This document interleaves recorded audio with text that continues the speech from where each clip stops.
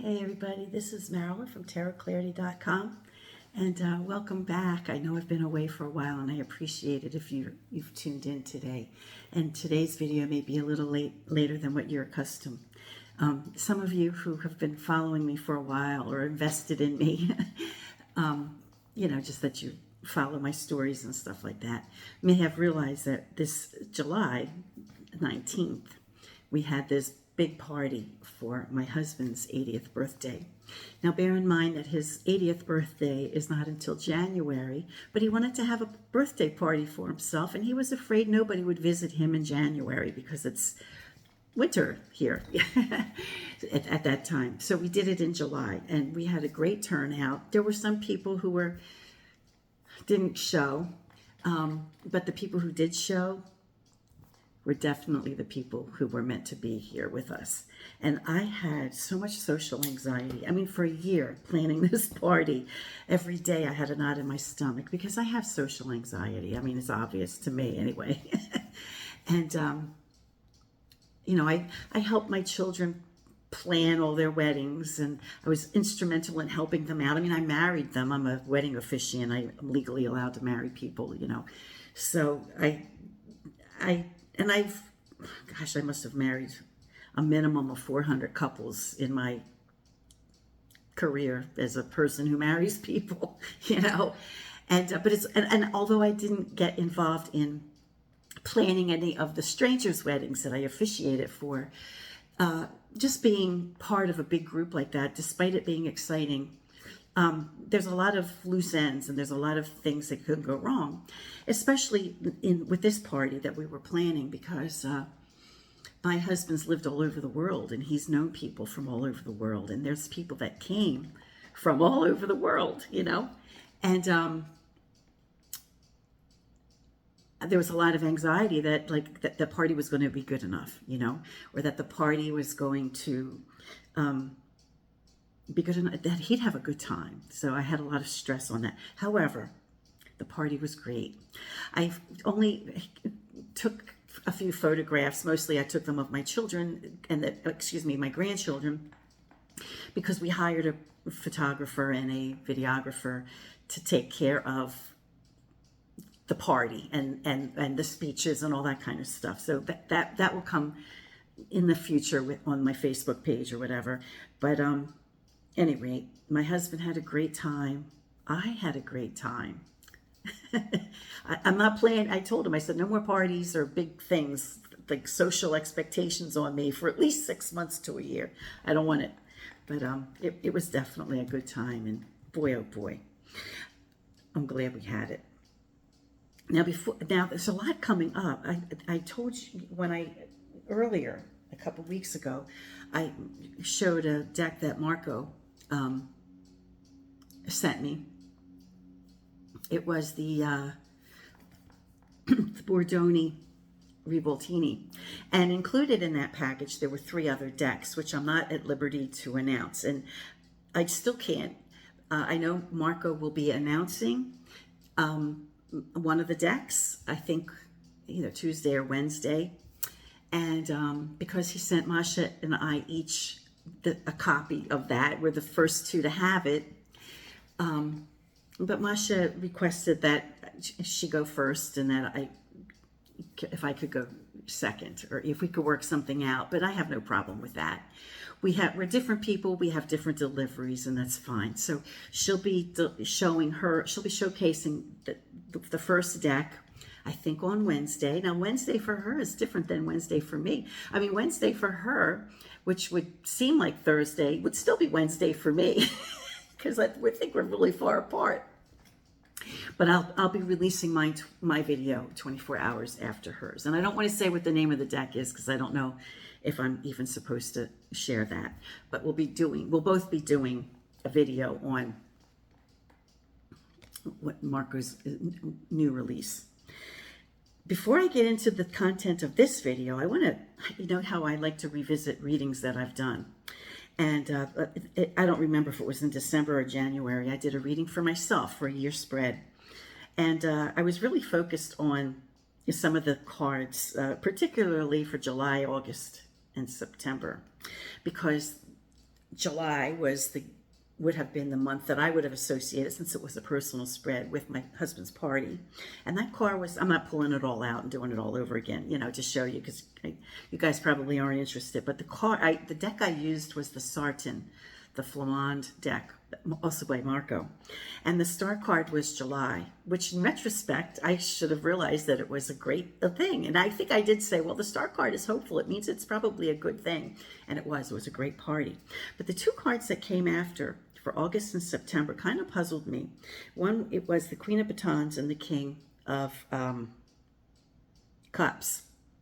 Now, I don't see those two as my husband and I. I usually associate myself with the Queen of Cups, the Queen of Coins. Maybe if I'm super emotional, the Queen of Cups, but usually I'm like the Queen of Coin. And my husband would be either most likely the King of Swords, or sometimes he might be the King of Coin, you know. But these two cards were not us, you know. Then in retrospect, I started wondering if it could have been us, but our most anxious parts, or the parts, because it caused a lot of stress for us, because he was like, I'm doing it, girl. I'm doing it, you know. And I was like having a stroke every day, you know, because I'm like, oh, I'm a nervous wreck. So I wondered if like the September and August could have been us, not being who we are, but maybe being at odds. But everything turned out great, and we're not at odds with one another, so it's not us. But I think I do know what happened. And it's not that there was a falling out. No words were spoken. But there's two people, one male, one female, who were a great disappointment to us. And we'll probably dislodge them from our lives forever. Sometimes it's time to let go of people. And I think we know who they are. At any rate, today's video, I just wanted to revisit that for myself. Because I do remember when I do readings, and sometimes certain cards, they stick in my head, and I really want to know how things played out. Today, I know I recently showed the beautiful Tarot Italiani, Matronua, by Valentina de Luca, and some of you have been commenting how you've been receiving yours, and isn't it great? I know you guys love it. And when I did the review of that deck a couple of weeks ago, I think with the pips, I might have mentioned that some of the cards had like a gothic feel to them, and they may have reminded me of the Tarot Noir, which is a gothic type of tarot deck. Now, obviously, they're both loose. They're their own interpretations of the Marseille tarot, and Valentina also, you know, blended Italian tradition with the Marseille tradition. So she has an Italian Marseille, right? And the Tarot Noir is just a gothic interpretation of the Marseille tarot. So I thought it would be fun to just compare the pip cards of the Tarot Noir with the Tarot Italiani Matronua Tarot. So let's flip the camera and get to it. Now, as I mentioned, they are based on, you know, a similar deck, right? They're based on the Marseille. So they would have design elements in common, right? They both have the sprigs of, I don't know if it's acacia or whatever they are. I think it's sprigs of acacia probably. The crown, similar, right? The sword. And the hand, right? In a lot of the Marseilles, we see the ruffled thing and we see the dynamic, you know. But, you know, Valentina very eloquently and elegantly perhaps reinterpreted that stuff as being, you know, a delicate and lacy, lovely cuff.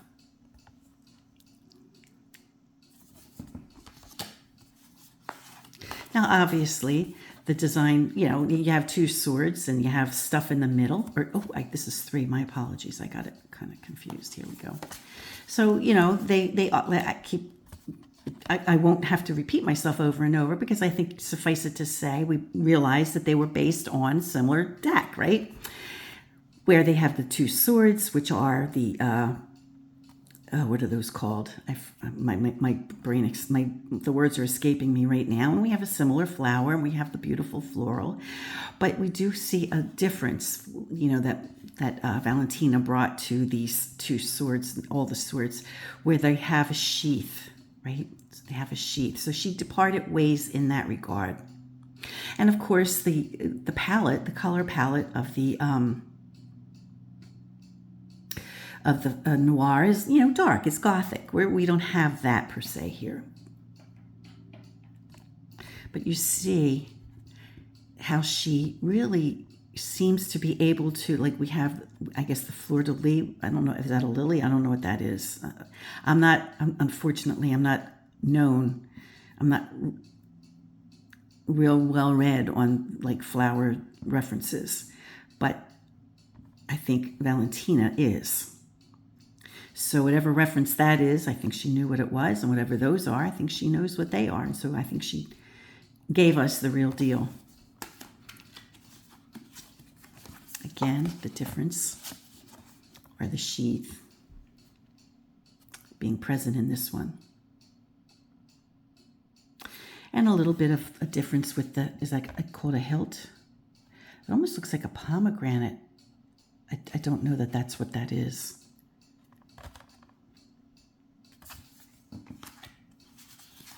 And both of these, of course, are modern interpretations of antique decks, right?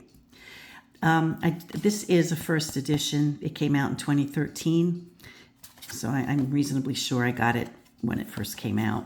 I'm sure I did.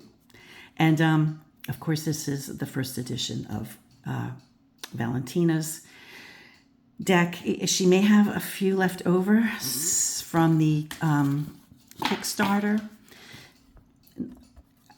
I think she's probably pretty well underway with fulfilling the orders. It might not be a bad time to contact her at her Instagram page, at Matronua. That's where she is on Instagram. So if you want to see if you can order any, you know, maybe not be a bad time to contact her through Instagram. Beautiful, beautiful, beautiful.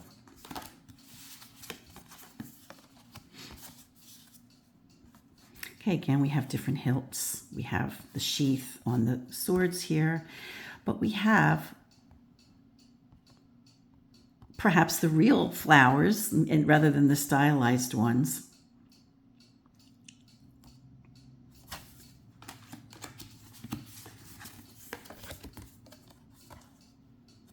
Here the flowers budded for the 6.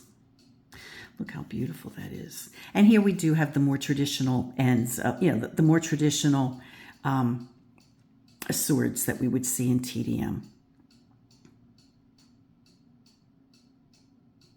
But we have, Valentina's very elegant reinterpretation of how the swords should look, and I love it. And we have the glint, light, like showing the reflective nature of the swords. Whenever a deck reminds me of another deck, I usually will always do a comparison side by side. Again, the different, I'm not sure what that's called. Is it a hilt? Somebody correct me.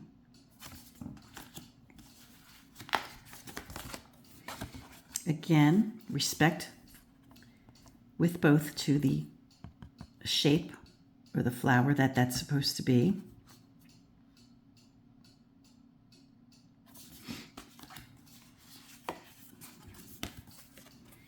Okay, I made a mistake somewhere. 8. What did I do? This is 9 and this is 9. Okay, so I messed up the 10. The 10 may or may not pop up somewhere where it should not. So I apologize in advance. Or maybe I left it in the box. I may not have done it. Let me find the 10 because I want to see how the swords are. Yes, okay, so I did have the 10 out of order. So I thought it was important to show, so they both show the tradition of the swords up in whatever their source deck was. And I know that this is the right way up because this is how this first edition was created. And I don't usually mix my cards up like for reversals or anything like that. So I'm going on the assumption that this is also the intended direction. Notice though that the swords pierce through the webbing of the other swords, whereas here they don't.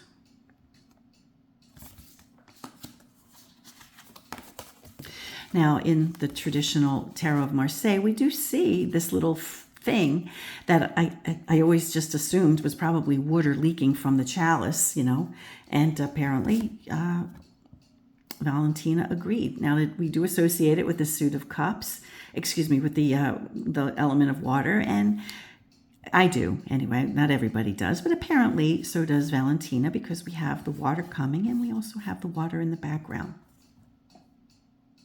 And we have a very cathedral-like structure. Some people see it as a city with spires of other, with the church being perhaps in the center. I don't see a cross there, but they, you know, it's always really seemed very religious to me, either, you know, no matter who did it. Except for the Swiss. Maybe the Swiss, it didn't seem so religious. Okay. Now here we have like roots. But we have the dolphin kind of whatever those things are. Dolphin plants, or, you know, and we do have the similar ribbing in the chalice. Beautiful.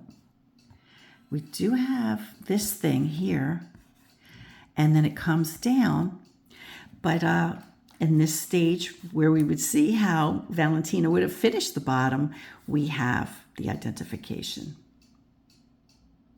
The Matronua Tarocchi Italiani. I guess this means painted by hand. And again, I just can't ooh and ah enough about Valentina's deck. It's amazing. And those of you who have it in your hand know what I'm talking about. So, you know, here we have the suggestion of, like, you could tell that those are grooved, right? But here, I almost expect to run my thumb through it and feel the ridges. That's how realistic that is. Okay, so we have a very elegant, they both very elegantly capture the essence of the Tarot of Marseille. You know, the delightful elemental addition of the plants. Very similar. So I think it's really interesting to compare two modern day takes on the Tarot of Marseille. Now, as I mentioned, Valentina's also got a nod to the Italian, the early Italian, and also a nod to the Rowan Brussels in some of the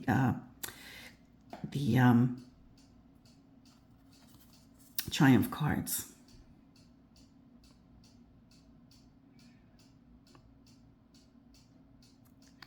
So bright and cheery, the colors. Now here this is like dark Gothic, right?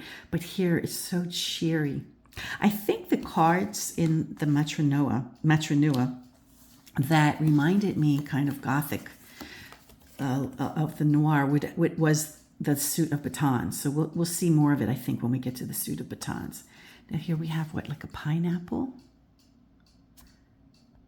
Okay, wow. That might, I don't know if that's, I mean, I'm not sure, but could it be a pineapple or something? Like I said, I'm not real familiar with botany.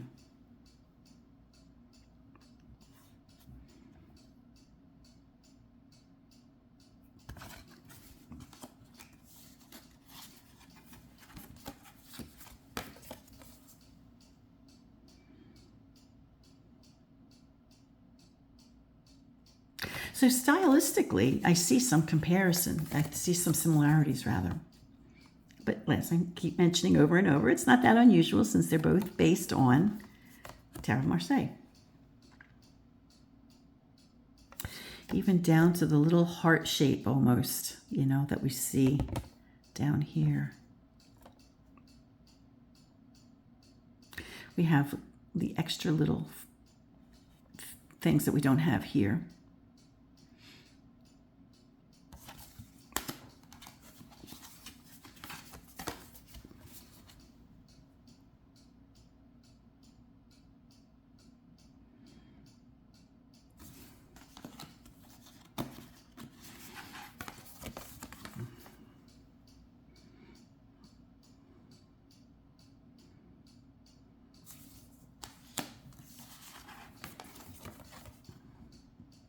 Wow, now look at that. We have quite a different little, isn't that? I've never noticed it before. I don't, or if I have during a reading, I've never commented on it.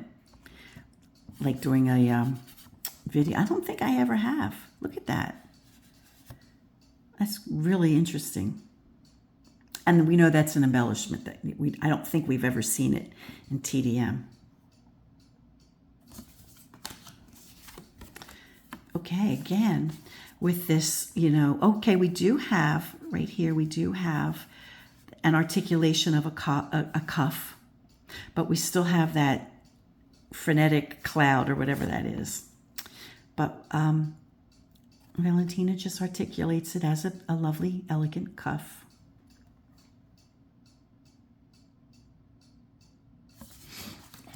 Okay, now this is the suit that when I thought that it reminded me of the Tarot Noir, this is the suit that kind of like brought similarities to my mind. Now again, this is very stylized, as is the Tarot of Marseille, but you know, Valentina articulates the stumps, right? Articulates what she imagines would have been perhaps the stumps. And the flow of the vine is different.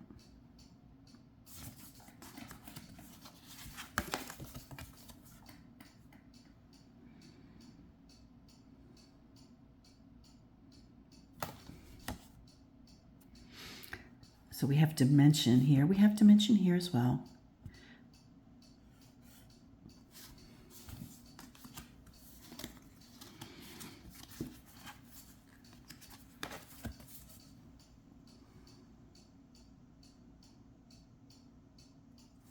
So the budding of the Valentina deck is more articulated, that it's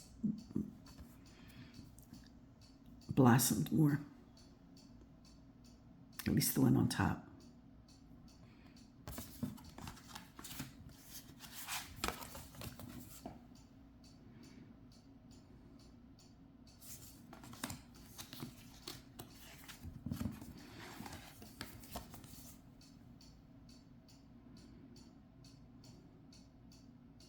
So there are differences in the articulation of these flowers.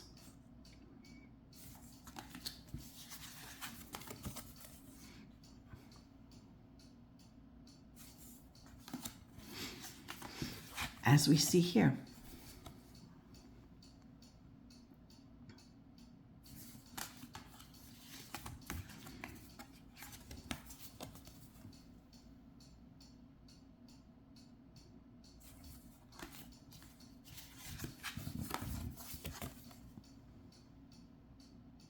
I mean, stylistically, there's not a whole lot you can do to vary, like the Ace of Coins, right? But they have the same type of embellishment of the organic stuff. And if they vary their coin,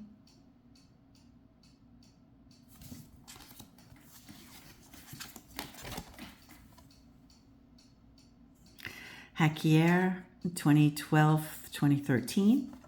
And then we have painted by Valentina de Luca, the Matronua, and 2024-25.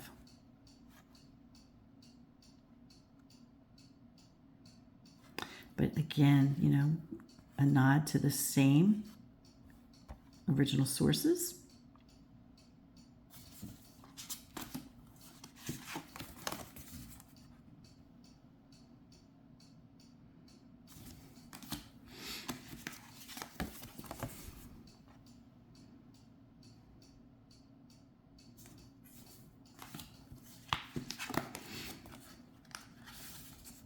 And of course, the layout is different. You know, the Tarot Noir is more squarish. It's not a perfect square, but it's more squarish. Whereas Valentina's deck is more traditional and longer aspect ratio. If that's the way you say it, I'm not sure. So these are a little more spread out, and you know, we have ours here. It's a little more tight, a little tighter. But a very similar detail there.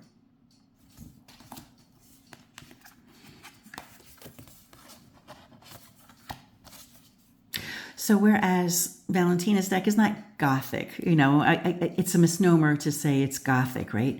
But they do share some design features, you know. They just have the same sort of elegance. I think that's the word. While interpreting an ancient deck, what we would call ancient.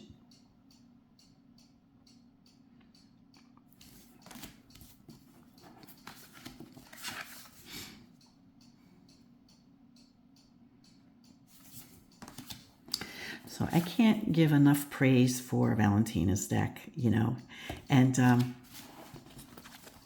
it's just awesome. And this deck is lovely too. I have noticed though, in the 10 or 12 years that I've owned it, that it doesn't, you know, it's seen better days. I can't riffle shuffle this deck because it's really hard for me to do because it's so large. So I overhand shuffle it, and it's done damage to the edge. Of course, I'm not showing you any that have damage, but you know, there's quite a few cards that have torn edges, and it's from overhand shuffling since I don't riffle shuffle it. So some of these decks, you know, they don't wear well. I don't know if they changed the recipe when they did other editions, but this one, another one I don't think that wore well was the Mythic Tarot from back in the 80s. I think it was from the 80s or early 90s. I don't think that one wore well too. So certain decks, you have to be careful. Okay, friends, I hope you enjoyed this video. I will be releasing it as soon as I can. It's already 11 o'clock, so it's already going to be a little late. But I hope you don't mind. Again, thank you for many of your comments regarding my anxiety and wishing my husband a happy birthday. And hopefully I'm back in the fold. My last video was Thursday, and I'm just too busy, you know, doing things. So I wasn't able to keep up with the videos. So until next time, friends, peace, stay well, and be brave.